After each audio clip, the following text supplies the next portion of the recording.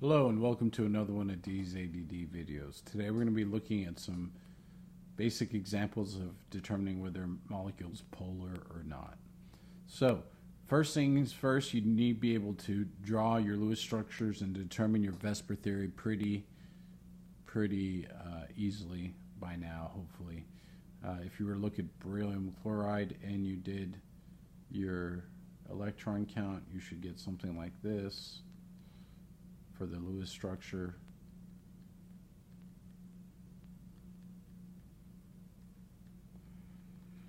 And then when you did VSEPR theory, you should predict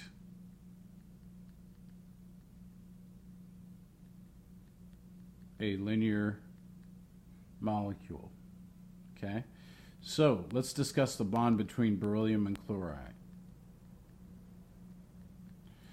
The chlorine element is way up here to the top right, so it's very electronegative, whereas beryllium is way over here, so it's not nearly as electronegative. What does that mean? That means that the electron density is far greater around the chlorine than it is around the beryllium. The probability of finding the electrons in this bond around the beryllium are much less than around the chlorine. That results in a negative charge here, a positive charge there.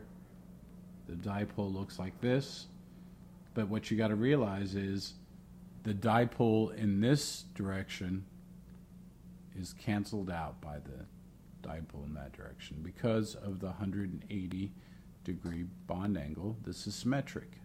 So even though there's polarity, it's symmetric, and therefore it's going to be a non-polar molecule.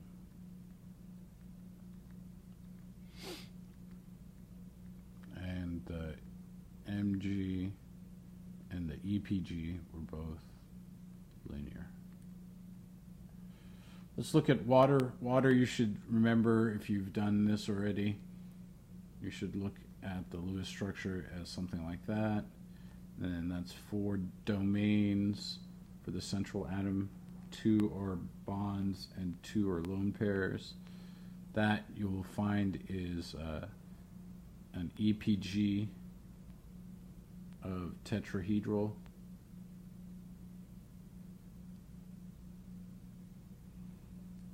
and the Mg of bent. So when we're looking at this, the hydrogen-oxygen bond is very polar. This is a lot more electronegative than this guy. If you look at the periodic table, oxygen's right there, whereas hydrogen's way over here. So an asymmetry of charge develops. Electron density looks something like that. And then what happens is you get a dipole moment.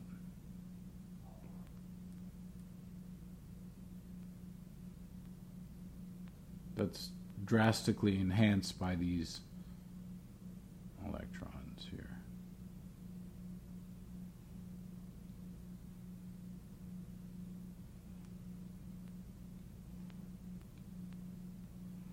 Now, if you were to break this up into the components, you would have one component for each going up,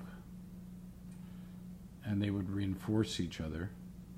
So the horizontal components will cancel, making the overall compound polar.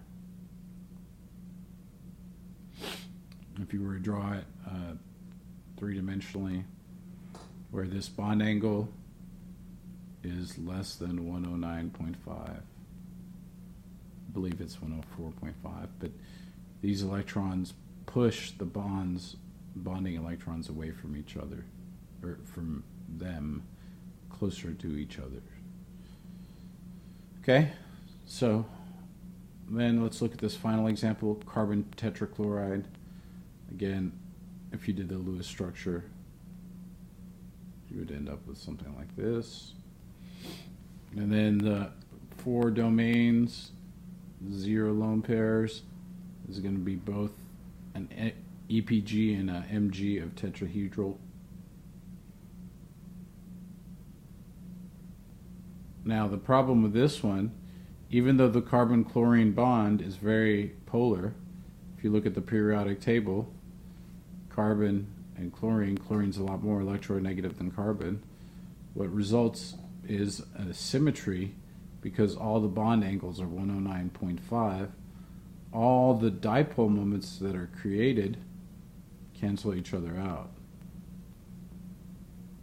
Here's one there that's canceled out, and that one there, that one there.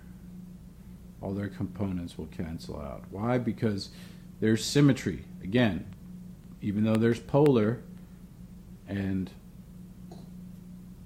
polar bonds, but because there's symmetry, it's non-polar. Okay? So practice, practice, practice. Hopefully this has cleared up some doubts as to symmetry questions. Check out the more advanced video that will be coming up after this one. Thank you and have a nice day.